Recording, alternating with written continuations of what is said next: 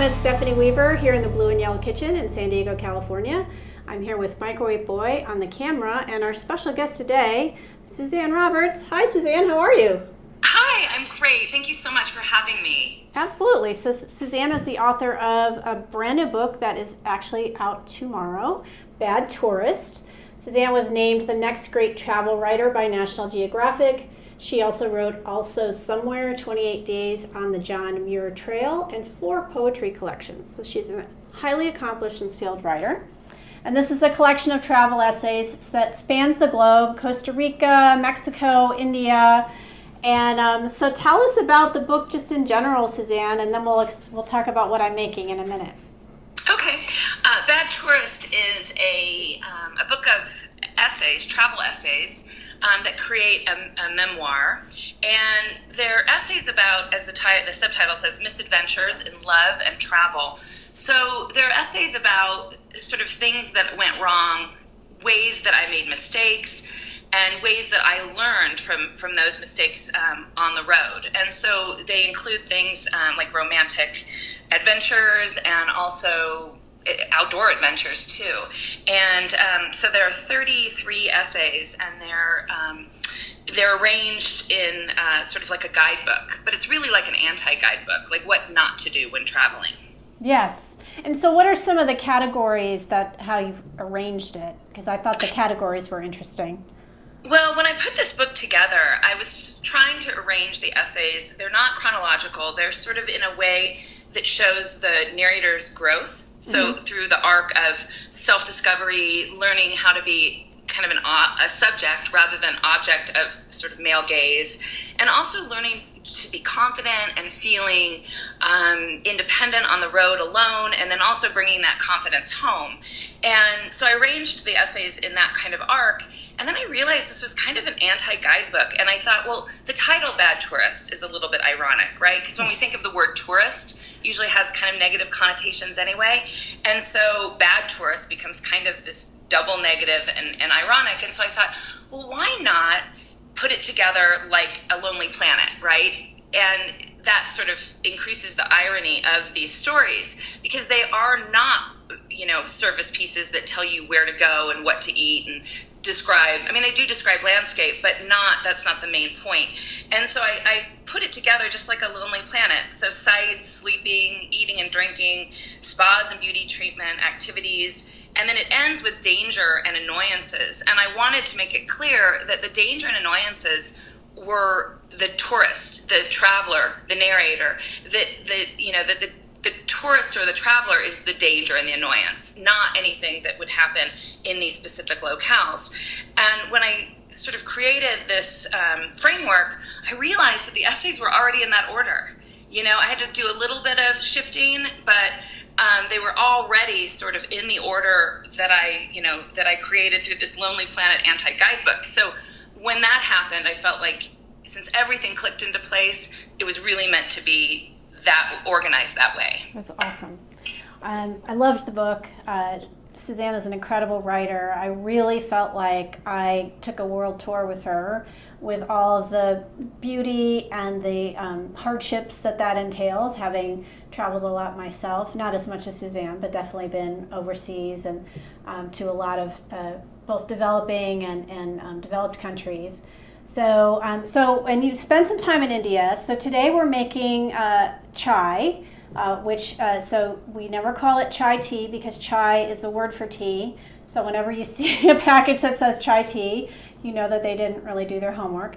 And so you had a lot of chai when you were traveling in India. We're going to talk about the Grand Elephant adventure that you were there for, the festival. But I just wanted to thank a friend of mine, so Anupy Singla, who's been on the show, has a company called Indian as Apple Pie, and she sent me some chai masala. So if you don't want to make the spices yourself, you can go to indianasapplepie.com and use her delicious blend. She is North Indian, so this would be a North Indian blend. I'm also using an online recipe of hers for today because I wanted to showcase kind of how chai works. So I've got a cup and a half of water on the stove. It's already brought to a boil. I've got a black tea bag. I use decaf. And just a note that because this boils for about 8 minutes, it's even decaf is pretty strong. And Suzanne and I have mutual friends who live in Lake Tahoe that we just discovered, who actually gave us this beautiful set of the creamer and sugar bowl that are from Pakistan. So that's why I thought I'd throw those in. Our friend who lived in Pakistan made us chai long ago. And I was up literally all night. Like, I had no idea it had so much caffeine. So just a warning, even decaf, it's still pretty strong. So tell us a little bit. I'm going to be grinding up. I'm just going to show what I'm grinding. So I've got the spices here. Whoop. Oh, yeah. Yeah. So I've got some cinnamon bark, a couple of cloves, 3 green cardamom pods, and some fennel seeds. I'm going to put these in the mortar and pestle and just do a light grind on them. Tell us a little bit about your experience in India, or the elephant festival. You were traveling with a friend, and there's a couple of pieces that are set in India. So just tell us a little bit about that. Yeah, my friend Shalay Whoopi, she's an Iranian poet and translator. She asked me, hey, I was on sabbatical from my teaching job, and she said, hey, you want to go to India? And I said, sure. And so we left and spent about a month in India. We traveled through the north, and then we went to the south. We originally were supposed to go to a friend's wedding in Mumbai, but the wedding was called off. It was actually postponed, not called off, because her parents were not entirely happy that she was marrying out of her caste. Oh. So we were in India, and this journalist from Kochi in Kerala, he contacted Shalay, and he wanted to interview her. And so we flew down there, and we stayed at his family home in Kochi, and we had an amazing time staying with this family. We got to know him. His name was Bijraj, and his mother, who we called Amma, because that's how you say mother in Malayalam, which is the language they spoke.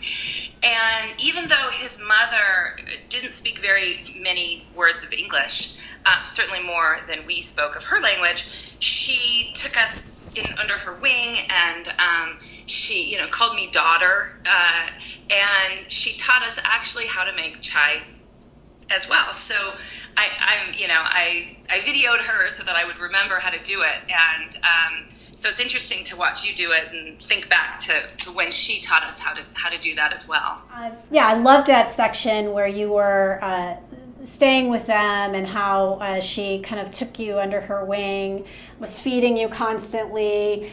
Even though you were in your 30s, she was treating you kind of like a teenager, and it was just very touching, and I really felt like I was there.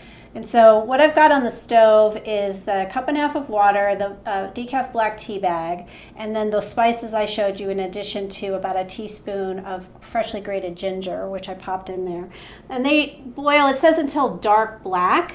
So I've done this a couple times just to make sure I knew what I was doing. It's always good when you're looking at a recipe from another culture to really check in and make sure that you've touched base with someone of that culture and that you're representing it properly. So I appreciate Anupy sending me the link so I can share her recipe with you. And we're going to be adding the milk in just a minute, and then it kind of steeps for a bit, and then I'll serve it up and add some sugar.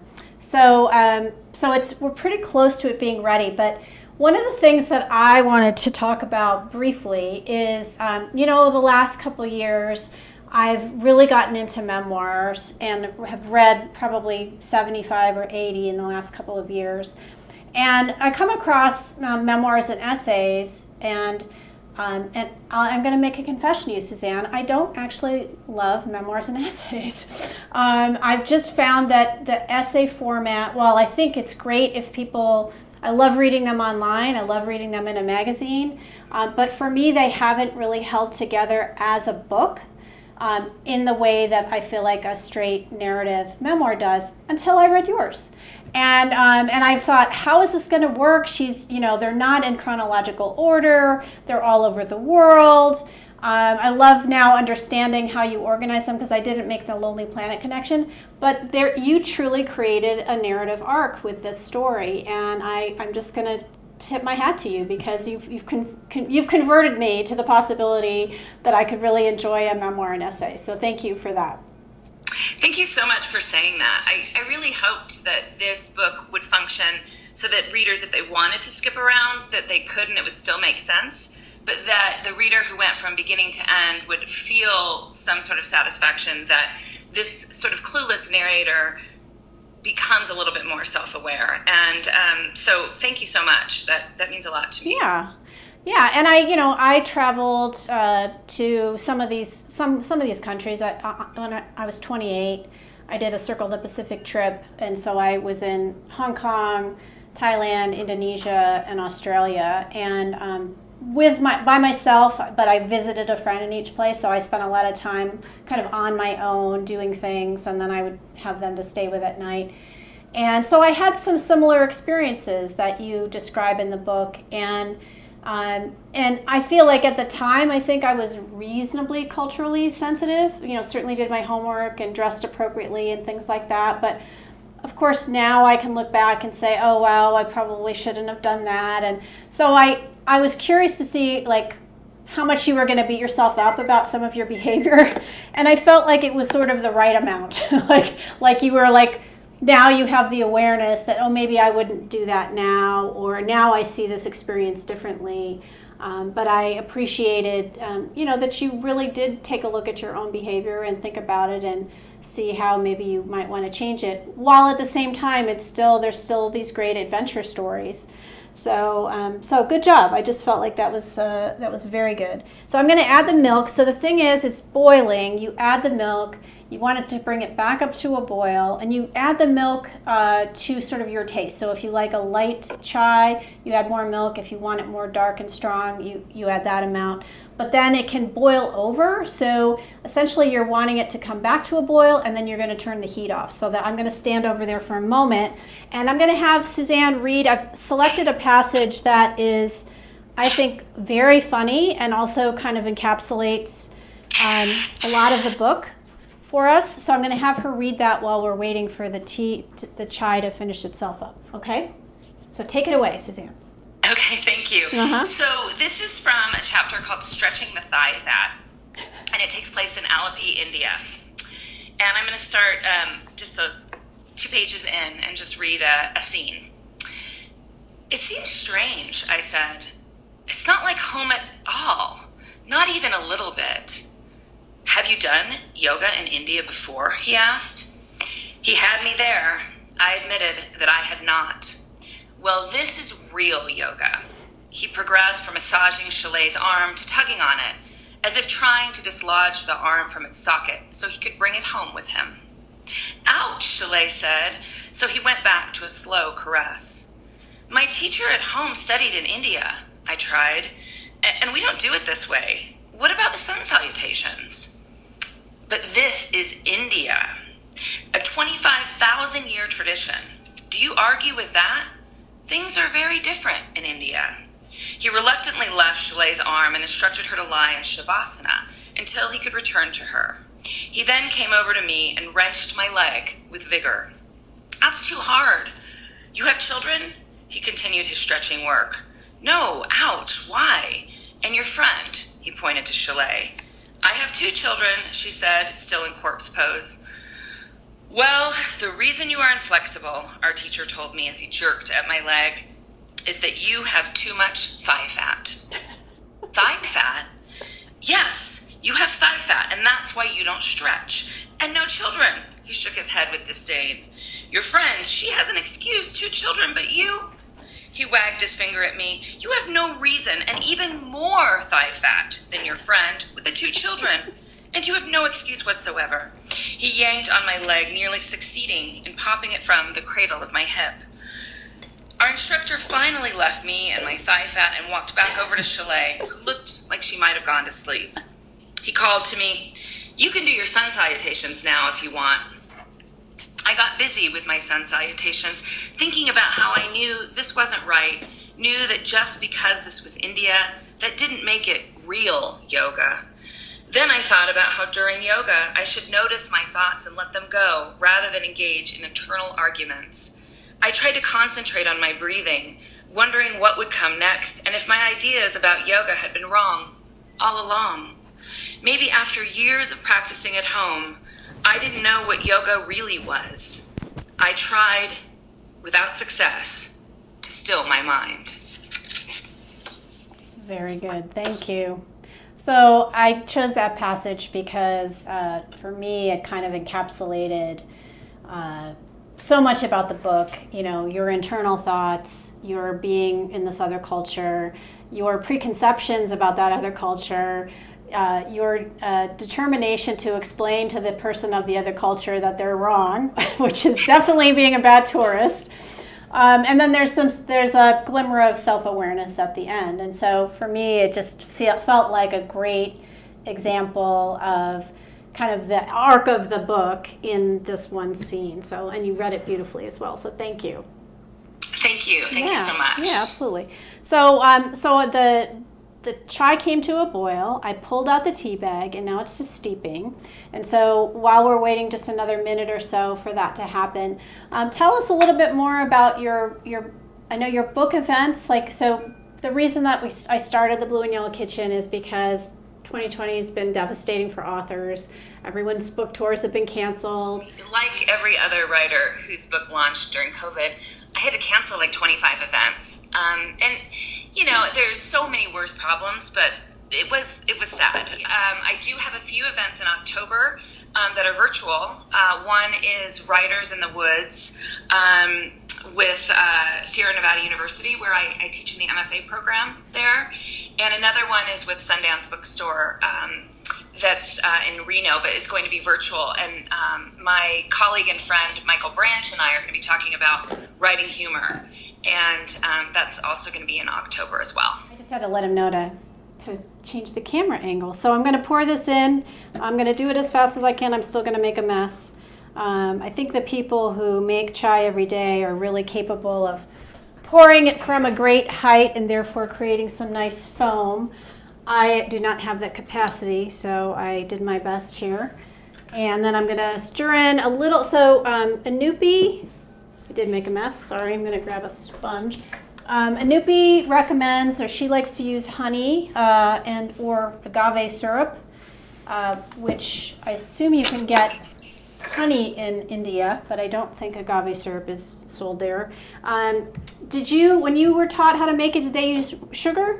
Yes, Yeah, lots of sugar. Lots of sugar, yeah. I mean, tons of sugar. Yeah. I couldn't believe how much sugar went into it. Yeah, I'm gonna do it kind of sweeter than I probably would, but because I'm gonna bring it over so to the camera so you can kind of see the color. I don't know if you can. Let me see if I can. I don't know if you can see it. Oh yeah. Okay. Yeah, So, looks perfect. Yeah, it's so I did it pretty milky. Can you see that? Not really. Not really? Okay. That's fine. Maybe I can just pull it up. I can smell it. So maybe you can see it that color now. So do that. There we go. Yeah, so it smells amazing. So again, it has green cardamom pods, dried cloves, fennel seed, cinnamon stick, grated ginger, and then the black tea. And then it has actually reconstituted camel milk, because that's what I had in the house, which tastes just like regular milk. But it's, whole milk or 2% would be your best option because you do want it to be pretty rich. And so any last thoughts on your book before we wrap up, Suzanne? And I'm going to take a quick sip. Hopefully it won't be too hot.